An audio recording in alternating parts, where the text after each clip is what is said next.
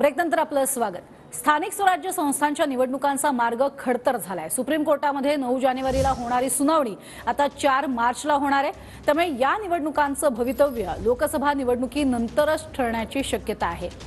अधिक माहिती घेऊयात, प्रदीप कापसे आमचे प्रतिनिधी आपल्या सोबत आहेत। प्रदीप, काय अधिक माहिती?